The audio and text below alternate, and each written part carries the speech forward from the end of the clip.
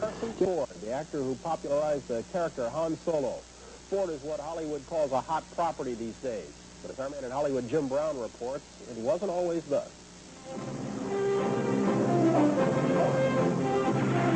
He's been called the most contemporary voice in the Star Wars saga, the blue-collar rebel. As played by Harrison Ford, Han Solo has emerged a favorite.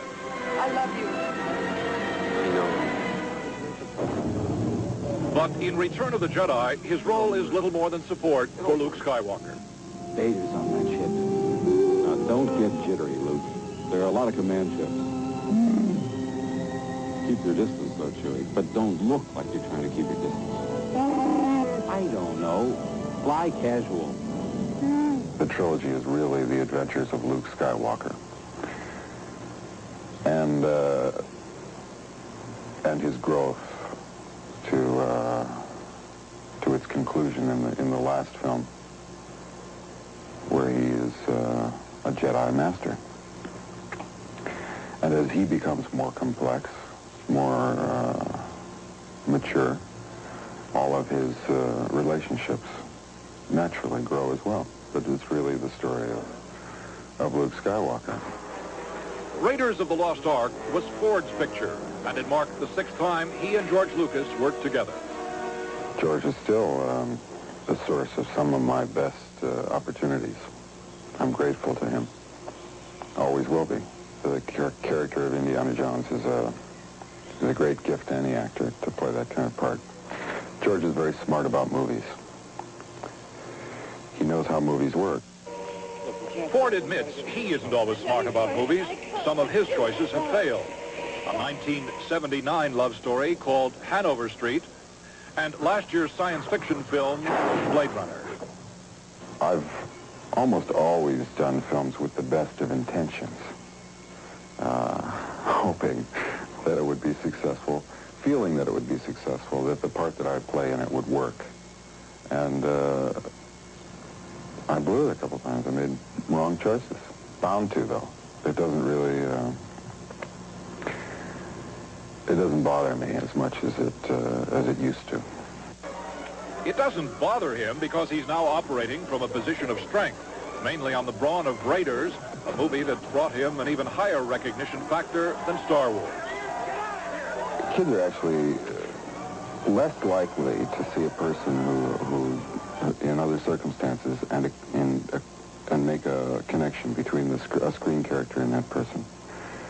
Adults observe the conditional things which make them think maybe this is the movie actor, and yeah, that's him. You know, they have more experience. Kids tend to fixate on one or two things, and if you're not wearing the Indiana Jones outfit, they don't, you know, their parents bring them up and says, my son saw you sitting there, and I wonder if you just, you know, could you sign an autograph for it? And the kid comes up and he says, that's not him. I said, no, really, it's me. That's not him. You got to prove it to them, you know, because you don't look like him. You don't act like him. Am I correct that the first film was a small role in That Heat on the Merry-Go-Round? Yeah. Played a bellboy. Mr. Jones paging Mr. Jones. Mr. Jones paging Mr. Jones. That's half the dialogue. Bob Ellis? Robert Ellis, room 72. No, sir. Charles Ellis. Room 607. You sure? Yes, sir. The executive in charge of new talent at Columbia Pictures was less than impressed. Called me into his office and he said, I want to tell you a story, kid. Kid, he always called me kid. He was about 15 minutes older than I was.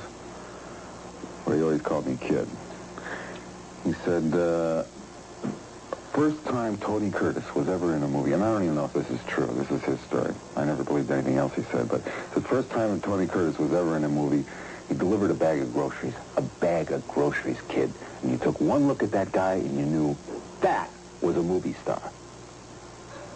I said, well, I thought that was supposed to be a delivery boy. He said, no, no, no. Go back, learn, study, be an actor. That guy and I had... We he had the final harsh words on parting from Columbia Pictures. He was telling you Taking you time looked out like a of his... bellhop? Yes, he was telling me I acted like a bellhop instead of like a movie star. Where's that man today? Jerry, can we have some more coffee? For today, Jim Brown, NBC News, Hollywood. I like that. That was 7:43 now. Tomorrow morning, Jim Brown winds up his series on Return of the Jedi by asking the big question, will there be any more, or is this the end of Star Wars? Jerry's running coffee. That's a good one. Up next, the question of daycare for your youngsters. Send some things to watch out for right after these messages.